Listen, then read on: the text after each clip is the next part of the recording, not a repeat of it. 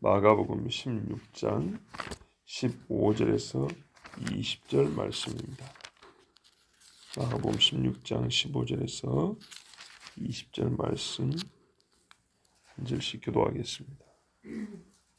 또 이르시되 너희는 온 천하에 다니며 만민에게 복음을 전파하라.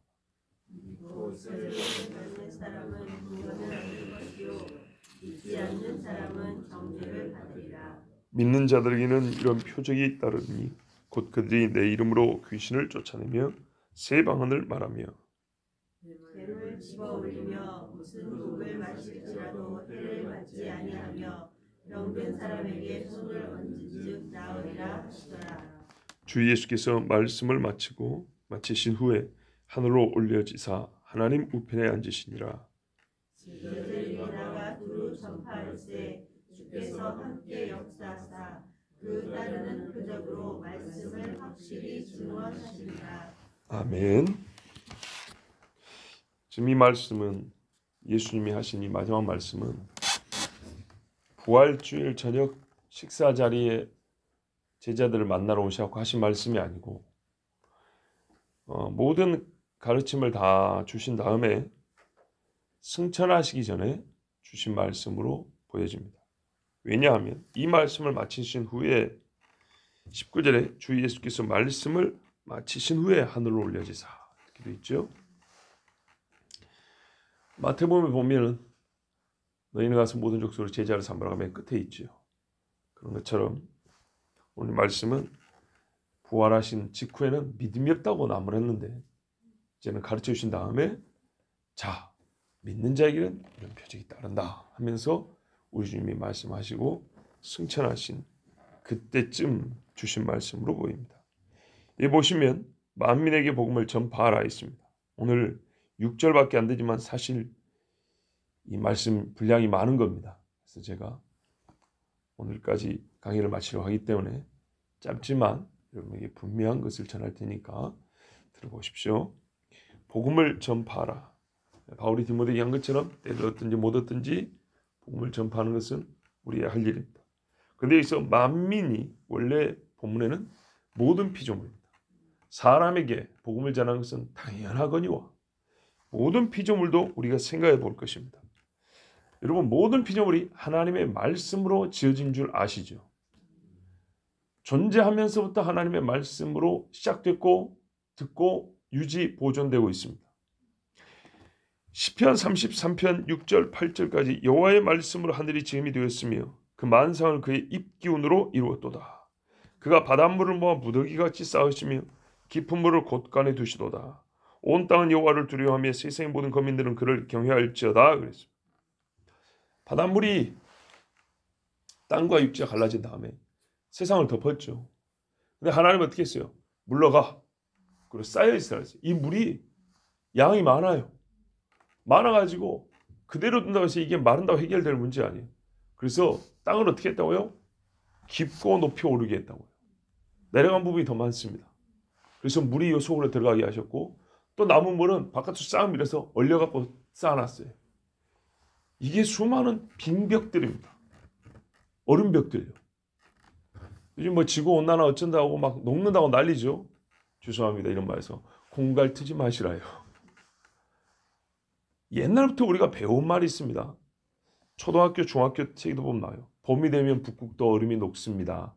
새싹이 나며 짐승들은 먹을 것을 찾아 돌아다닙니다.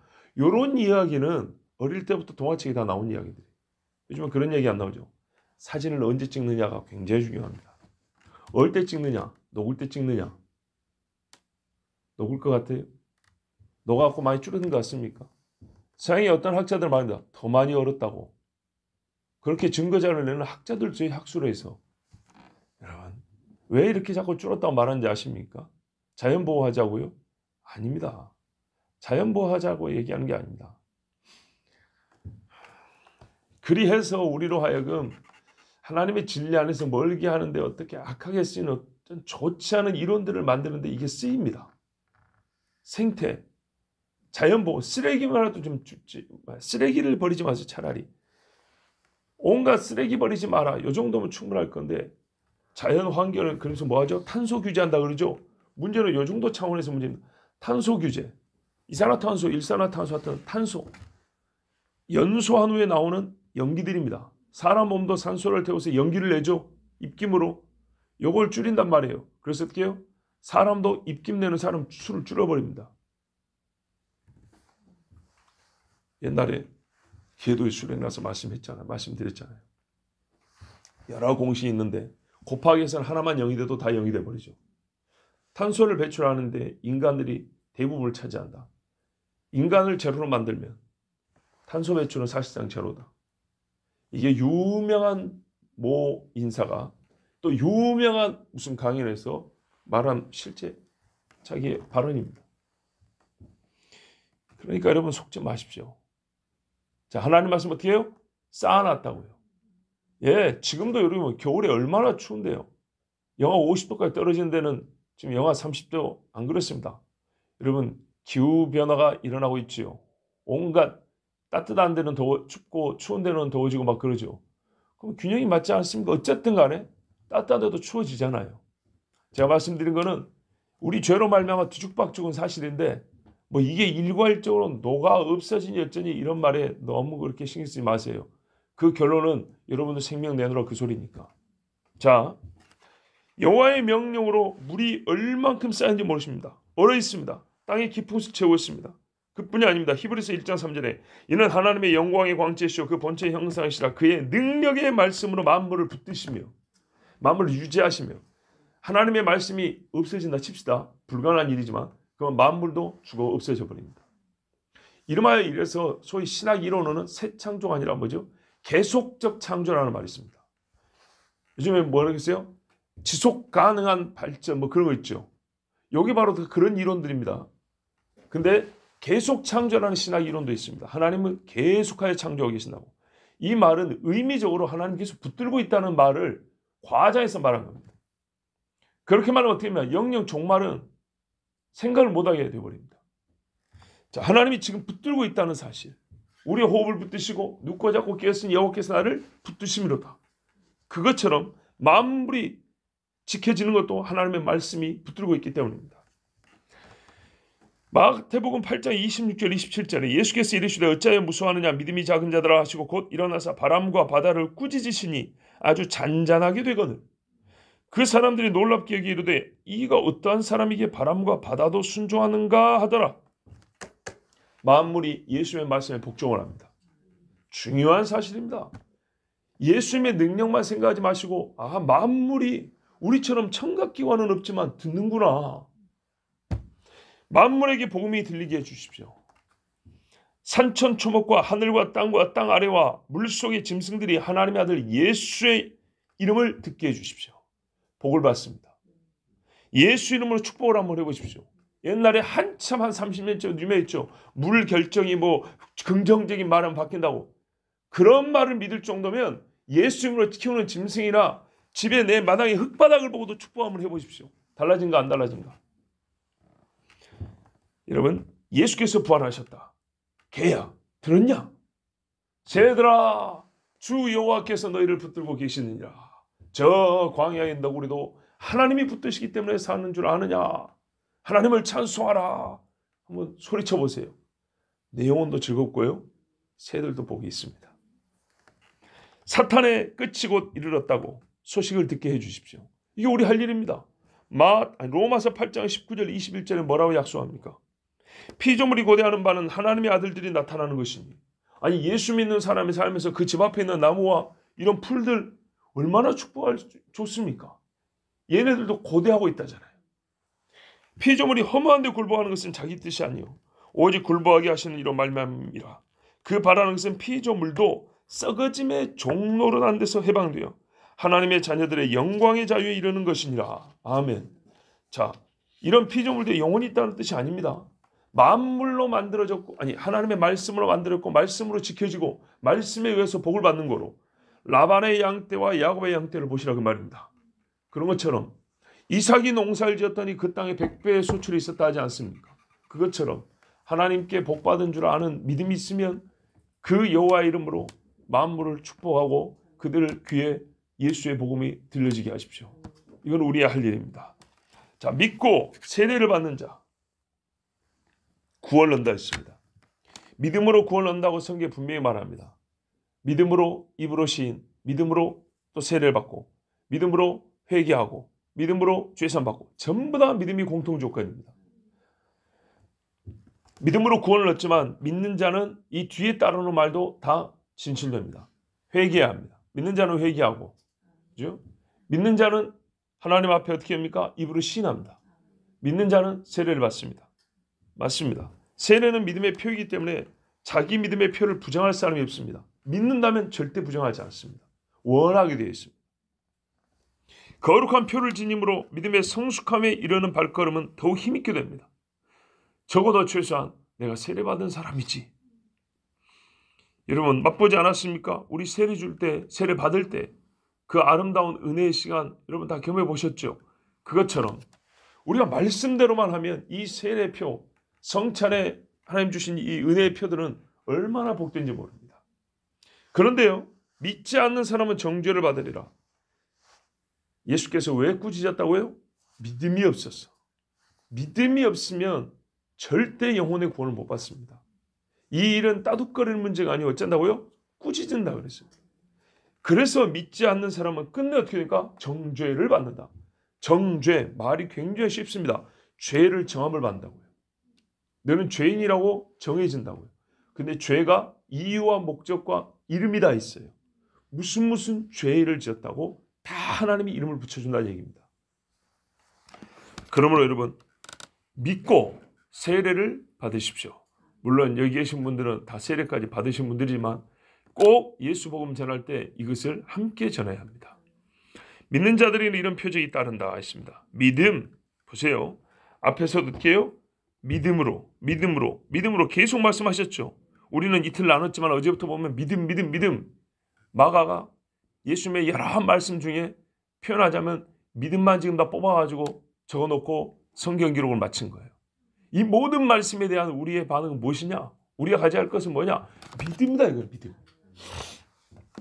믿음 없는 자들이 이 귀한 복과 능력을 받을 수 없고 누릴 수 없어서 우리 주님은 꾸짖었습니다.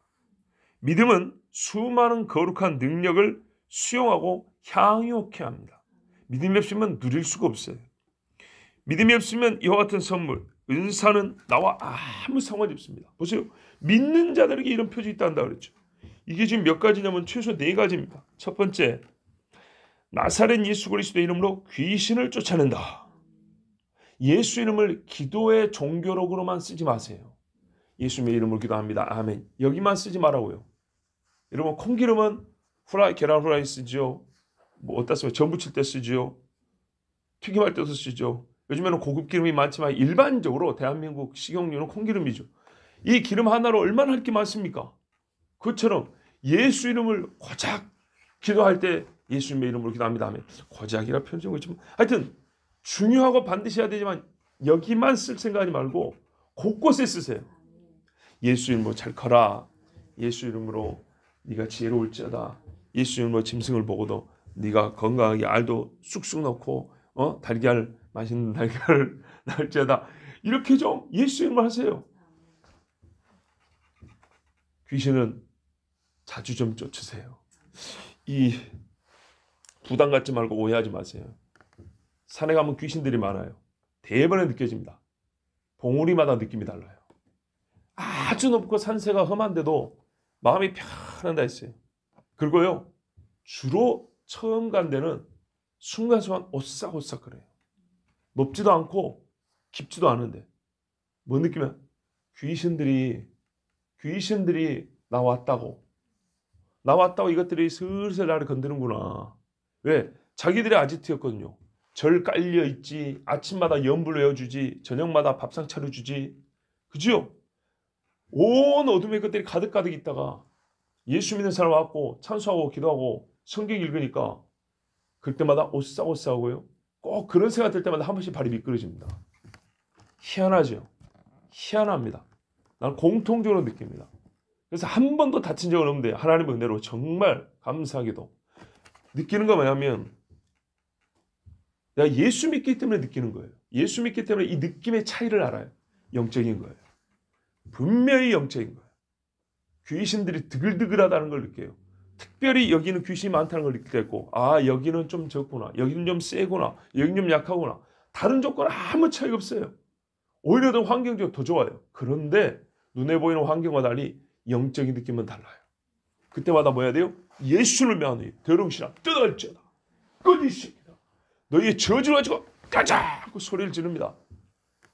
다를까요? 같을까요? 달라요. 예수를 외쳐나면 확실히 달라요. 집안에서도 마찬가지입니다. 여러분, 용기 있는 사람은 혼자 잘 수도 있죠. 근데 희한하게 여럿이 있어도 오싹오싹하고 막 서늘해질 때 있죠. 예수님을 외치세요. 몸의 건강도 말입니다. 더러운 것이 들어올 때 우리 몸을 들어오기 때문에, 몸 안에 들어오기 때문에 몸에 변화가 생깁니다. 몸이 갑자기 싸해집니다. 정신도 갑자기 멍해진다거나. 여러분, 이럴 때는 예수님을 외치는 거예요. 아시겠죠? 최고로 빠른 거예요. 무슨 연고, 약 이런 거 없어요. 그럴 때는 예수님을 외치십시오. 더러운 귀신이 예수님의 굴복하고 떠납니다. 아멘. 안 하면 뭐 안 하셔도 되는데 하여튼 해보십시오. 자, 그 다음에 세 방언을 말한다 그랬어요.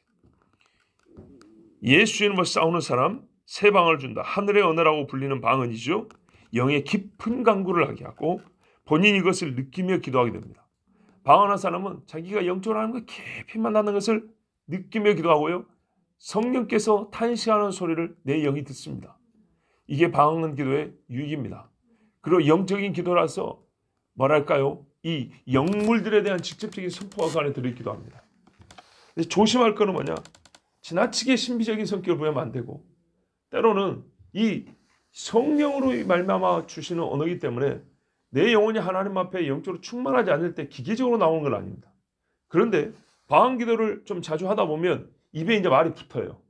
그래서 성령과 상관없이 기계적으로 같은 말을 되뇌이는 경우가 있어요. 본인이 알아요. 저는 그럴 때는 권합니다. 방언 기도 하지 말라고. 그럴 때는 한국말로 해라. 한국말.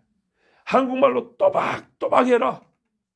하나님 아버지 감사합니다. 여러분, 한국말로 또박또박 천천히 하면요, 한마디 한마디가 가슴에 팍팍팍 박힙니다. 그 기도가 더 나아요. 분명히 저 구분해 드립니다. 성령의 감동으로 따발총처럼 하든지 같은 말이 반복되든지 성령이 충만할 때는 방언 기도가 아름답고 훌륭하고 너무 좋은 기도입니다. 그러나 이게 익숙해서 입에 배어있는 중언부언의 말이 되지 않기를, 이거는 주의해야 합니다. 뱀을 집어올리며 무슨 독을 마실지어도 해를 받지 아니한다. 신뢰가 많습니다. 사도 바울을 보십시오. 저 독사가 문 것을 보니 죄인이 맞구나. 아무렇지도 않더라. 그죠? 또 어떤 선교사님 이야기를 들었어요. 이 오지에 들어갔는데 사람들이 선교사 죽이려고 일부러 독약을 넣었대요. 음식인가 어딘가. 이 선교사가 짐작을 했는데 먹었대요. 아무렇지도 않다. 그래가지고 이 동네 사람들이 깜짝 놀래왔다는 거 아닙니까? 우리가 당신 죽이려고 독을 넣었는데 아무렇지도 않냐. 괜찮다. 성경 말씀에 무슨 독을 마실지어도 해를 당하지 아니한다. 나는 그 말씀을 믿었다. 이래가지고 복음이 증거된 신뢰가 있습니다. 얼마나 감사합니까? 저는 일부러 독사에 물릴 필요는 없지만 만약에 예수 믿는 사람들이 도망을 가다가 혹은 부지 중에 물렸을 때 이 약을 쓸 기회도 없고 어찌할 방도가 없을 때 여러분 기도하시면 됩니다. 이 독이라는 게요, 꼭 우리가 말하는 독사의 독이나 전갈의 독만 생각하면 안 됩니다. 우리가 먹고 마시는 것 중에도 해로운 게 얼마나 많은지 아십니까? 이 모든 것들에서 하나님 제거해 주세요. 옛날에 폐병 걸린 사람들은 집안에 한쪽 방에 넣어놓고 문 살짝 열고 밥 넣고 빼고 이랬잖아요. 그때 실제 이야기했습니다. 우리 어릴 때 들은 이야기. 유명한 목사님들이 전부 다 폐병 이야기 간증했잖아요, 옛날에. 자, 보세요. 이 어떤 아가씨가 폐병 걸려갖고 있는데 손톱을 못 자랐고 손톱에 때가 있는데 이만큼 길었고 있는 거예요. 어떤 목사님이 신발을 갖더니 이걸로 이렇게 깎아주더래. 들어본 적 있죠? 못 들어봤어요? 유명한 이야기인데 내가 어릴 때 몇 번을 들었는데 이 이야기를.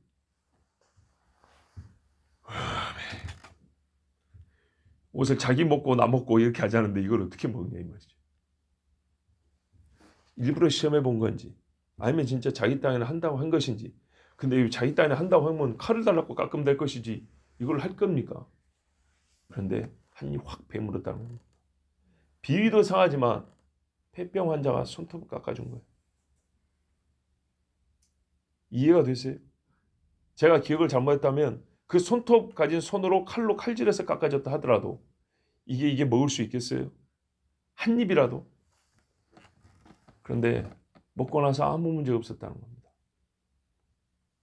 제 친구 중에 저하고 아주 깊은 교제라는 친구가 있습니다. 말씀드린 대로 고등학교 2학년 때 찬양선교단 만들 때부터 이제 설립 창단할 때부터 아주 가까운 친구인데 그 친구가 간염 복균자예요. 그래서 군대 며칠 훈련수만 마치고 바로 제대한 거예요. 몸이 안 좋아서. 그 친구가 칫솔을 같이 쓰였어요. 우리 부모님이 알면 난리 났겠죠. 간염 환자하고 칫솔을 같이 써. 지금까지 건강하게 잘 있습니다. 제가 비위가 엄청 약합니다. 결벽증 비슷합니다. 어릴 때 오만이가 깨물은 하드바 아이스크림 그거 안 먹는다고 빨아내고 잘라내고 이래갖고 욕을 얼마나 얻어먹은지 모릅니다. 조금만 할 때. 그런데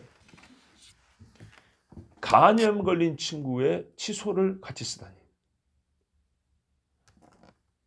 친구에 관한 의리도 있겠지만 믿음이 없으면 불가능한 얘기죠. 자, 하나님 말씀 믿으십시오. 또 병든 사람의 손을 얹은 즉 어쩐다고요? 나으리라. 이 부분에 대해서는 사실 우리가 생각할 게 많습니다. 여러분, 역시 우리가 믿음이 없어서 그렇지 지금도 분명히 있는 일입니다. 안타깝게도 요즘에는 기도로 병 났다는 소리를 듣지를 못합니다. 그죠? 옛날에 그 기적을 많이 했다는 목사님들이 똑같은 목사인데 지금은 병 고치다는 얘기를 들어보지 못합니다. 왜 그럴까요?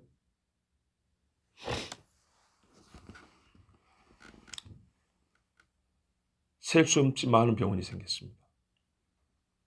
작은 일에도 쉽게 병원을 찾으며 약이 없으면 못 사는 세상이 된 이후로 기도로 병을 낫다는 소리를 듣지 못하였습니다. 성령이 나설 필요가 없습니다. 병원과 약이 없어서 할 수 없이 기도하는 것이 아니라 기도하지 않고 병을 낫는 방법을 우리가 다 잃어버렸습니다. 기도 없이 교회를 운영하고 성령의 역사 없이 경영과 프로그램으로 목회가 가능하다고 생각하는 목회자들처럼 성도들은 기도 없이 병 낫는 법을 터득했다고나 할까요? 병은 낫겠지만 땅의 문제를 해결한 것으로 그친 것을 알아야 합니다. 땅에 문제가 생겼어요. 내 육체에 문제가 생겼어요. 하늘의 능력으로 나았다는 경험을 이 땅에서 할 수 있는데 그 경험을 가지고 싶은 마음이 없어요. 무조건 땅의 방법으로 해결이 되는 거예요. 해결하고 싶어서 불이 나게 나가는 거예요. 그런데 실제로 선교지에서는 왜 기도로 병이 났습니까? 땅의 방법으로 해결할래야 해결할 데가 없어서 그렇죠. 그래서 하나님 앞에 간절히 매달리죠. 근데 그 간절함만 지금 여기 그대로 가져오면 되는 거죠. 저희 부모님이 저 어릴 때 산에서 천막 쳐놓고 양봉을 했단 말이죠. 동생들 같은 경우에 어릴 때 데리고 다니면 한여름이지만은 열이 엄청나게 나고 요즘 말로 40도 이렇게 올라가는 거죠. 깐나내기가. 그럼 어떻게 해야 돼요? 어디로 가야 되죠? 산속에서 어디를 갑니까? 그래서 그때 저희 부모님이니까 30대 붙들고 기도를 했다니까. 열이 내린 이야기를 자주 해줍니다. 선교사들도 선교지에 가가지고 제가 걱정하는 게 너가 애가 셋인데 병원에는 가냐? 병원이 어딨냐? 약국이 어딨냐? 뭐 어떻게 하냐? 기도해야지. 그러면 그 애들이 우리하고 확률적으로 볼 때 병원도 없고 약국도 없으니까 1년에 하나씩 죽어나가냐? 그렇지 않아요. 쑥쑥 하고 들어옵니다. 우리가 너무 쉽게 하나님 없이 해결하는 방법을 찾아요. 병뿐만 아니라 모든 경우에. 문제 생기면 다른 수완과 방법을 찾는 게 익숙해져 있어요. 먼저 하나님께. 하나님께서 하늘에서 직접 능력을 주시든 도울 사람을 주든 어떻게 해결하는 방법을 이렇게 가르쳐 주시든 방법이 얼마나 많습니까? 광야에서는 직접 만나를 내려주셨고 엘리야에게는 저 사르밧 과부한테 가라 그러고 그러죠. 방법이 있다 그 말입니다. 하나님이 주시는 방법. 그런데 땅에 우리가 수단과 방법을 많이 만들어놨어요. 굳이 여기까지 찾아볼 필요가 없는 게 목 아프게. 여기 편히 보고도 찾으면 다 잡을 수 있는 것들. 이래 놓으니까 원하는 결과는 얻을 수 있을지 모르지만 하나님이 주고 싶은 은혜는 못 받는 거예요. 전에 한 말씀드렸는데 13년도에 러시아 선교를 갔어요. 류모 선교사한테 갔어요. 근데 아주 활동성 있는 친구가 그 울리카 섬에 들어가야 되는데 딱 그날 열이 나갖고 못 간다는 거예요. 앰뷸런스 불러서 뭐 어쩌니 저쩌니 해요. 막 지들끼리 얘기하고 선교사한테 부르고 지금 부르면 한나절 지나야 온다. 막 그러면서 그때도 막 그랬어요. 제가 화가 났어요. 야, 선교지에 와가지고 우리가 아무리 단기 선교라도 지금 섬에 들어가서 우리 사역하는데 네 오늘 빠져버리면 네 빵꾸난 거 다른 사람이 떼와야 되고 얼마나 힘드냐. 근데 말이다. 지금 이 상황에서 최소한 시답자는 목사라도 목사님 와서 기도해 주세요 한마디를 안 하고 병원인 앰뷸런스니 있다고 소리하고 있냐 여기까지 와서. 근데 그때가 얼마나 중요한 때냐면 제가 단기 선교 가가지고 못 먹고 죄송합니다 좀 지저분해 못 산 적이 없어요. 겁나게 잘 먹고 사도 잘 되고 잘하고 배설도 잘하고 선교지 가면 단기 선교하면 몸이 컨덕션이 잠은 적게 자도 굉장히 좋아요. 근데 그때는 너무 안 좋았어요. 너무 안 좋은 게 애들이 꼭 선교지 가면 자기가 맨 좋은 자리 갖고 나한테 안 좋은 자리를 많이 줘. 그래서 제가 차 타고 가면 고생을 좀 많이 하지만 그것보다도 더 문제가 뭐였냐면 배탈이 나가지고 하루에 몇 번씩 설사를 했어요. 그래갖고 일주일을 산 거예요. 계속 간 날부터. 근데 그 몸을 가지고 간다고요. 그래서 그때도 가는데 러시아에는 오만 별별 화장실은 다 갔어요. 왜? 계속 내려오니까. 야, 울리카 섬에 옛날에 가면 말이죠. 나무를 이렇게 판자로 지났는데 뒷부분에 판자가 뜯어져 나가가지고 아주 그냥 쇼를 해야 되는 데가 있어요. 별 수 있습니까? 급한데.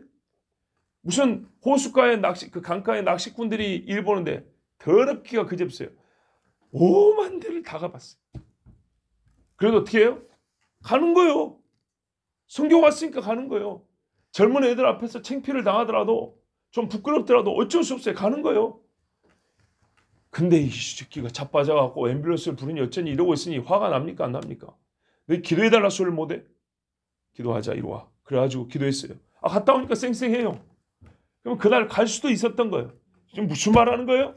너무 우리가 하나님 앞에 기도하여 얻는다는 것이 말뿐이고 실행할 생각이 없고 하나님에게서 손을 벌리지 않고 사람에게 손 벌리는 게 어려서부터 배운 바가 그거밖에 없는 거예요. 예수를 믿어도. 하나님 앞에 손을 벌리면 하나님이 손을 옆에서 잡을 사람도 준다니까요. 근데 처음부터 옆으로만 손을 내밀고 있다 이 말이에요. 이건 신앙교육이 아닙니다. 자, 주께서 이렇게 말씀하셨어요. 믿는 자 이렇게 표적이 따른다고. 그리고 어떻게 합니까? 말씀을 마치신 후에 하늘로 올려주셨습니다. 그 직후일지 약간의 시간 터울이 있을지 모르지만 이 말씀이 주님이 주신 거의 마지막 말씀이었어요. 누가 보면 아마 또 마지막 말씀이 있어요. 다 중요한 거 뭐냐면 마지막 말씀이 항상 믿음과 복음 증거예요. 감람산에서 예수님이 승천했다 했습니다. 누가복음 24장 50절에서 53절 예수께서 그들을 데리고 베다니 앞까지 나가서 손을 들어 베다니 앞 감람산 기슭에 있죠. 그들에게 축복하시더니 축복하실 때 그들을 떠나 하늘로 올려지시니 그들이 그에게 경배하고 큰 기쁨으로 예루살렘에 돌아가 늘 성전에서 하나님을 찬송하니라. 아멘. 이 감람산 기슭에서 예수님 승천하셨고 스가랴에 보면 감람산에 두 발이 선다 그랬어요. 예수님이 오실 곳은 거기에요. 여러분 혹시 기억하시는 분이 있을지 모르는데 개인적인 경험을 많이 말씀해 죄송합니다. 95년도에 여의도 광장 옛날에 있을 때 올레이션스 경배와 찬양에서 여의도 광장 경배와 찬양 큰 잔치를 했어요. 95년도에 2박 3일 동안. 근데 마지막에 그 드라마 있었어요. 거기에 이제 조금 연출이 조잡하긴 해요. 그러니까 우리 그 전봇대 고치는 그 기중기 트럭 있죠. 그 사다리차 같은 거 쭉 올리면서 연물을 뿜어주면서 예수님 승천하는 걸 이제 연출한 거예요. 그런데 그 예수님 역할을 맡은 사람이 이제 구름 속에서 이제 올라가는 거예요. 손을 흔들면서. 그러면서 말씀이 낭독이 되는 거예요. 갈릴리 천사의 말, 갈릴리 사람들아 너희가 어찌하여 이 예수를 바라보냐. 그는 너희 눈이 본 대로 다시 오시라 하면서 쫙 하는 거예요. 근데 그 밑에 제자들이 있는데 그때 부르는 찬송이 뭐냐. 아멘 아멘 주 예수여 오시옵소서. 이 찬양이에요. 지금도 이제 상당히 시간이 오래 지났죠. 25년이 넘었는데 이 찬양을 생각할 때마다 진짜 가슴이 뭉클뭉클해요. 그때 기술로 연출은 조잡했지만 그 찬양과 함께 그 이미지가 지워지지 않고 맨 요한계시록 마지막 말씀처럼 아멘 아멘 주 예수여 오시옵소서. 얼마나 마음이 뜨거워진지 몰라요. 제자들이 예수님께서 올라가는 걸 보고 예루살렘 성전, 예수님의 몸된 그 성전에 올라가서 매일 기도하고 찬송했다고 그랬어요. 그들의 시력이 보좌에까지 미치지는 못합니다. 그러나 이제 제자들은 예수님의 승천 모습을 보고 하나님의 말씀을 봅니다.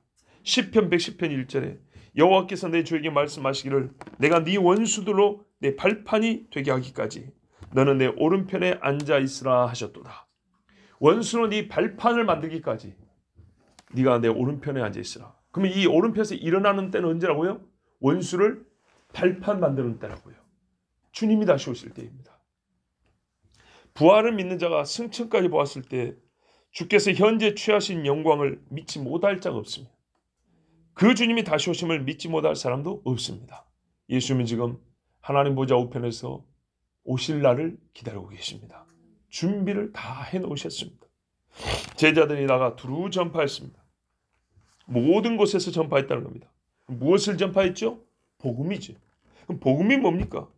마태복음 4장 23절에 예수께서 온 갈릴리에 두루 다니사 그들의 회당에서 가르치시며 천국 복음을 전파하시며 백성 중에 모든 병과 모든 약한 것을 고치시니라. 9장 35절에도 천국 복음을 전파하시며 모든 병과 모든 약한 것을 고치시니라. 보세요.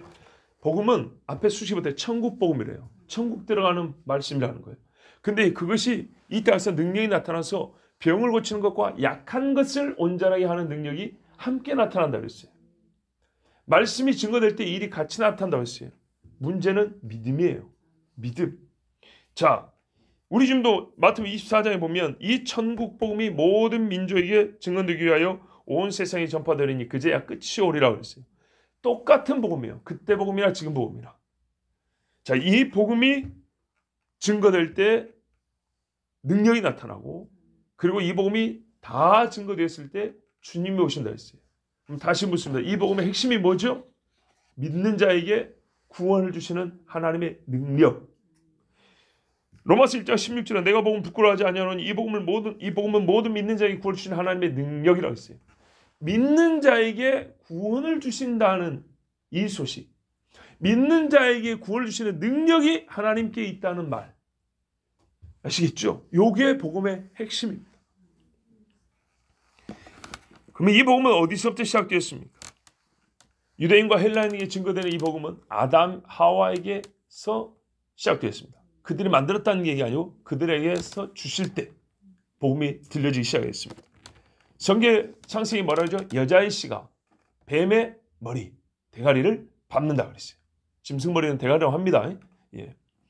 예수께서 다시 오심으로 이 복음은 완성이 됩니다. 최종 성취가 됩니다. 그래야 이 복음은 사도뿐만 아니라 선지자들에도 주어져 전파되게 하였다 했습니다. 아담에게 주신 첫 복음이니까 사도만 들은 게 아니고 중간에 선지자들도 듣고 전한 것이 맞습니다. 늘 말씀드리잖아요. 메시아에 대하여 우리는 이사야보다 잘 알지는 못한다고. 새 언약에 대하여 예레미야는 우리보다 훨씬 더 빨리 들었다고. 예레미야 31장에 내가 너에게 새 언약을 주리니 그 말씀이 나와 있지 않습니까? 아브라함보다 우리는 믿음으로 얻는 의가 무엇인지 빨리 경험해보지 못했어요. 다윗보다 번제와 희생제물이 아니라 상한 심령으로 죽게 회복이 되는 죄상을 받는 은혜가 뭔지 우리는 다윗보다 더 철저하게 알지는 못합니다. 선지자들이 이 말씀이 주어졌어요. 로마서 1장 2절에 이 복음은, 자 로마서니까 뭐 다른 말이 필요가 없죠.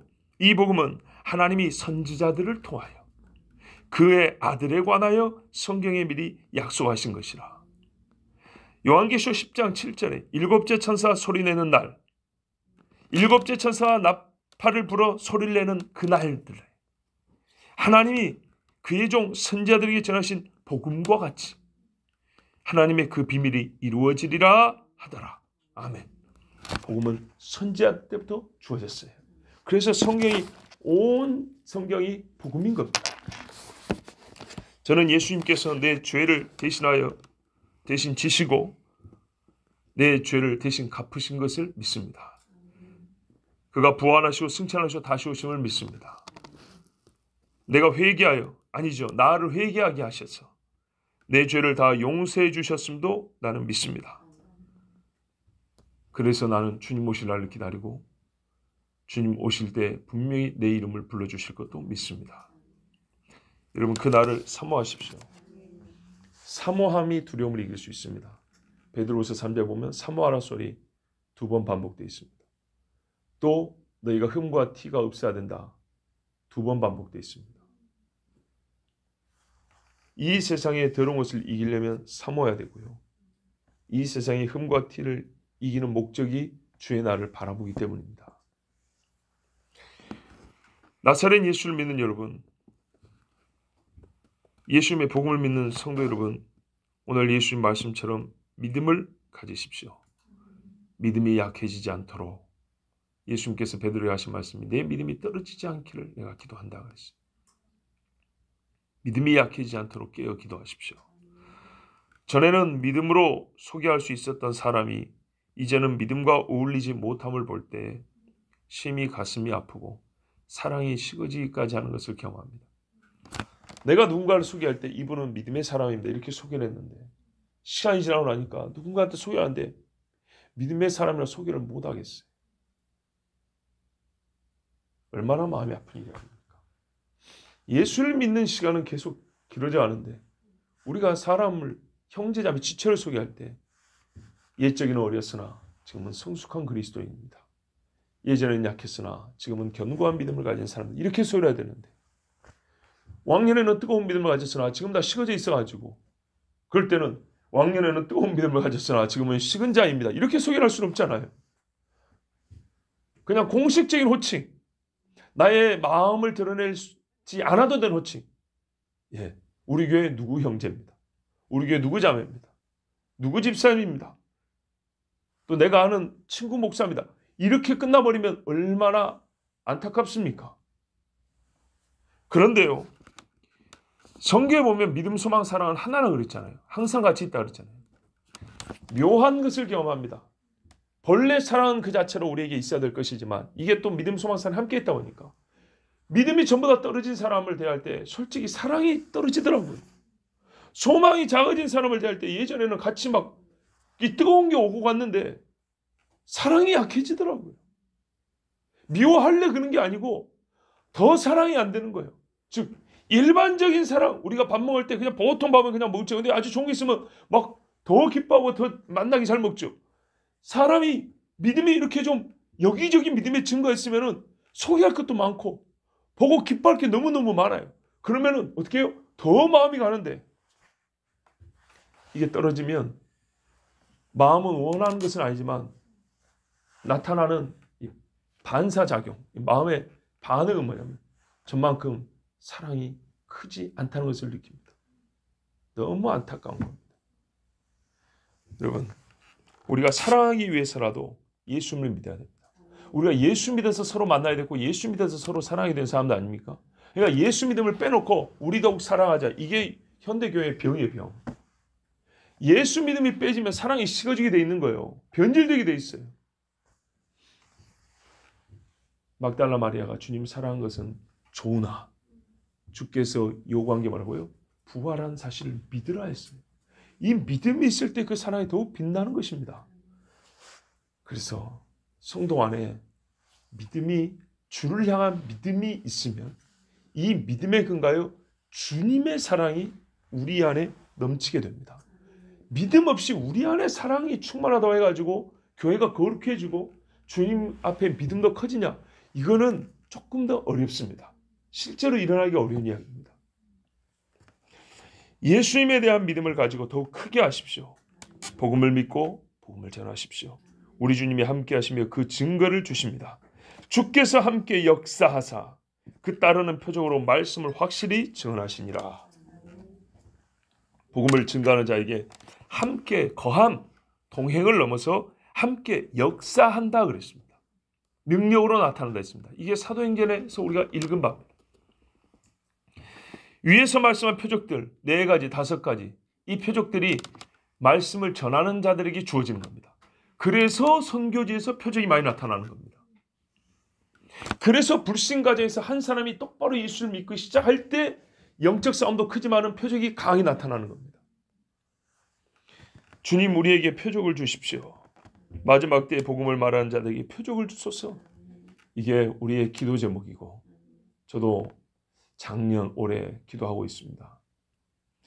마지막 때에 2 선지자가 예루살렘에서 외칠 때 엄청난 표적이 따른다고, 하늘에서 불이 떨어지는 표적까지, 즉 엘리야의 표적, 에녹의 증거를 할 수 있다, 하게 된다, 주님이 예언하시고 약속해 주셨습니다. 그렇다면 적어도 그때까지는 표적을 준다는 얘기입니다. 수많은 길들에 흩어져 제갈길로 가는 사람들에게 예수님의 십자가 복음으로 돌아서라고 외칠 때 우리에게도 주께서 표적을 주실 겁니다. 주의 약속은 확실하니 믿음을 가지고 구하십시오. 어찌 마지막 때에 늦은 비도 맞지 못하고 세상을 끝마치려고 하십니까? 이른 비는 못 맞았어도 늦은 비는 맞아봐야죠. 2 선지자가 외칠 때 엄청난 표적을 주신다 했습니다. 그때 전 세계에 있는 믿음의 사람들이 그들과 함께 힘을 얻어서 마지막 부흥의 세대를 이끕니다. 그리고 그 후에 진짜 끝이 온다 그랬습니다. 끝이 오기 전에는 믿음이 길러져 있어야 합니다. 그래서 주께서 엘리야 엘리사 때처럼 이스라엘의 끝이 있기 전에 엄청난 표적을 주셨죠.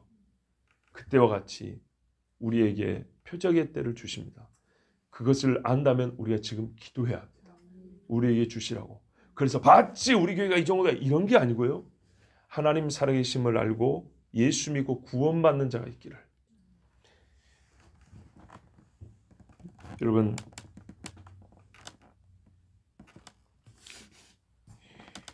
우리가 주님이 이렇게 믿음을 가지라 했는데 실제로 믿음이 참 작은 사람들입니다. 저 역시도 믿음이 작고, 여러분도 겸손하여서라도 우리는 믿음이 크다 소리를 못하지만 실제로 믿음이 작습니다. 그래서 믿음을 구할 때 먼저 해야 할 기도가 있습니다. 주여, 나의 믿음 없음을 용서하여 주시옵소서. 불쌍히 여겨 주시옵소서. 그리고 이제 구하오니 믿음을 주시옵소서. 옳은 믿음, 큰 믿음을 주시옵소서. 주의 복음을 모든 피조물들에게 전파하게 하시고, 복음을 전하는 자에게 따르는 표적은 말씀뿐만 아니라 복음을 전하는 자들을 따라다닌단 말입니다.